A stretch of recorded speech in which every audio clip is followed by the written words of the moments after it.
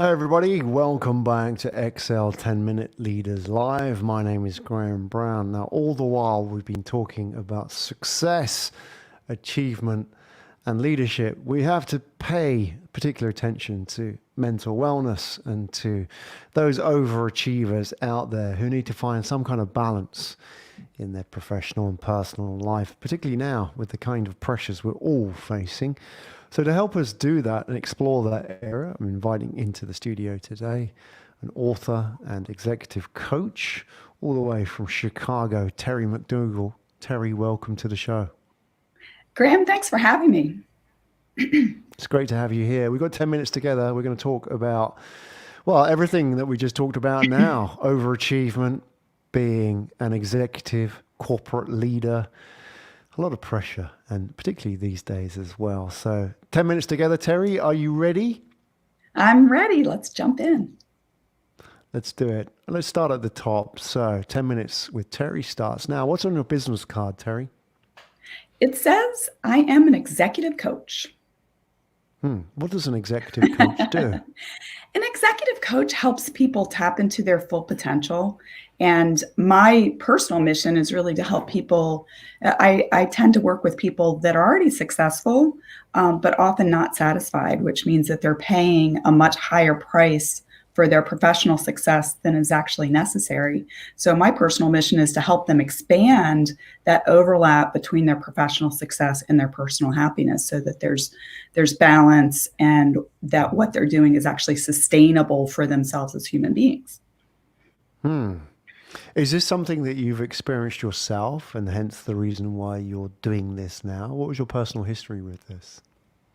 Yeah, I mean, I was really a good student in school. And then when I got into the workplace, I was very driven to be successful and, often would be so focused on the goals that maybe I wouldn't pay attention to things that were going on in my life. And certainly uh, I didn't recognize it at the time, but as time went on, I recognized that, I felt stressed, I felt anxious. And, especially after I had kids, I realized, okay, this isn't something that can continue. I need a lot more energy in my personal life to be able to balance continuing to be successful at work and have energy to interact with my family and have fun at Mm. home or just take care of the kids and everything, all my obligations in my personal life. These factors you talk about, stress and anxiety, I imagine there is a narrative, maybe it's even a pressure placed upon leaders and executives in corporates that stress and anxiety are natural and necessary parts of the job.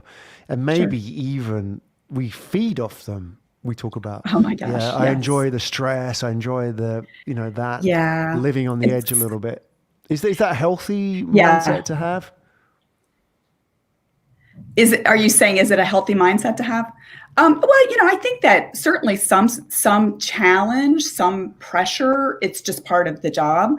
But actually, when I was writing my book, I came across some research that a professor at Harvard Business School had done about the fact that many high achievers are addicted to external validation. And, much like what I was saying earlier about myself, that I was so focused on the goal, and what was going to happen in the future and what I needed to do, that I wasn't really focused on the present in terms of like, well, how am I feeling? How am I doing? Am I caring for myself so that I can keep going forward? And in my coaching business, I see that quite often where people are really looking for, that validation of achieving a goal, of getting that promotion, of, maybe at lower levels of validation from their boss, and that actually distracts them and keeps them from stepping into the power and the potential that they already have. And Mm. what I often work with people on is really trying to consciously shift away from looking from for that external validation. I mean, you pay attention, like what are the expectations of others, but you balance that with your own judgment and also things like putting boundaries in place. And you mentioned that during this time of COVID, it's been difficult because there's been a blurring of the boundaries between work and home, with a lot of people working from home and also trying to do, manage their personal lives and families and that kind of stuff. And there's been a lot of stress, a lot of despair in some cases, because people just don't know when to stop working. What is the underlying causes here? I mean, through your writing, through your book and your research and your more personal contact with your clients as well, through the coaching, is it certain personality types? Is it the pandemic and the general anxiety? Is it the modern nature of work? Is it the schooling system? Is it society? Is it advertising? There must be a long list. What's at the top? What are the major input factors here?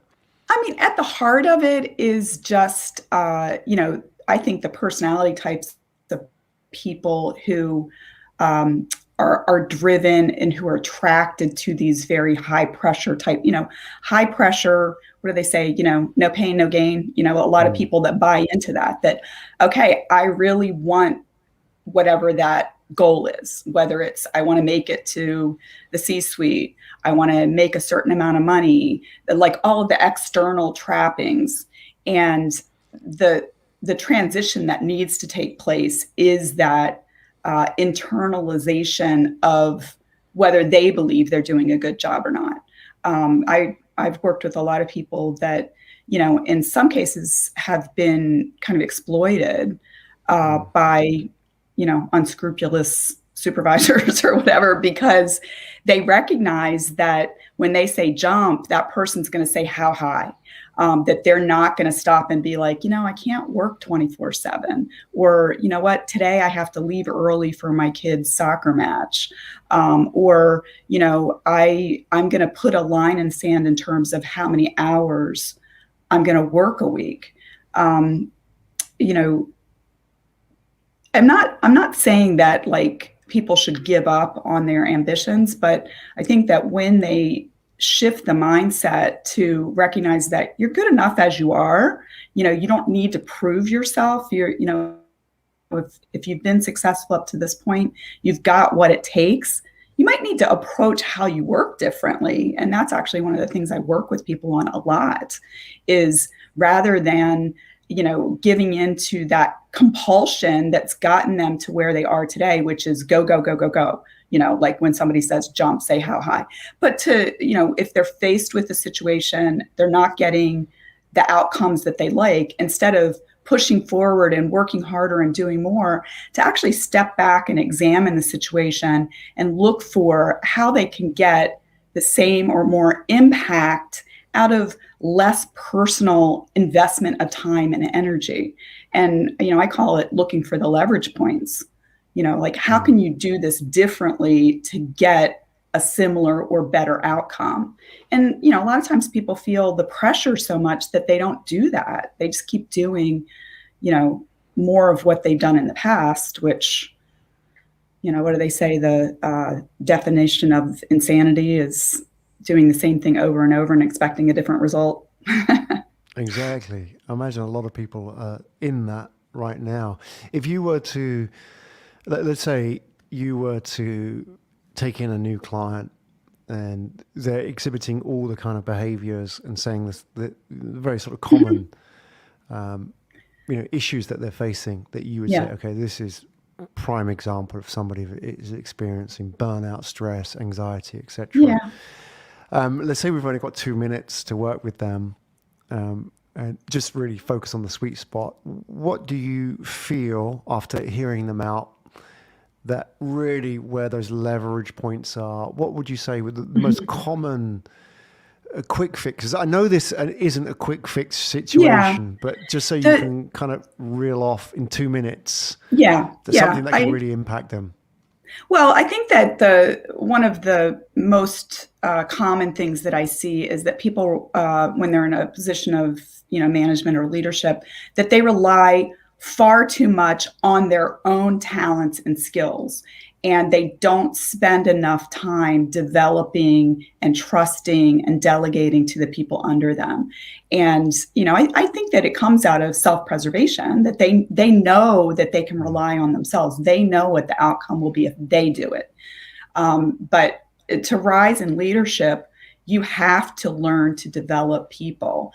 And often what I see is there's such a big, people might be very naturally talented and they don't know how they do what they do. And so it takes some time and energy for them to look at themselves and say, how do I teach somebody to do or to see what I see? And that takes some work.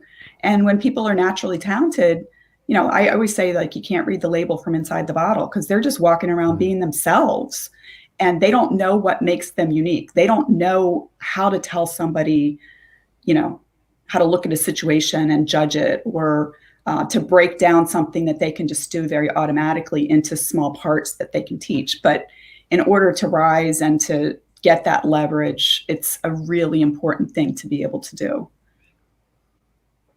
Fantastic.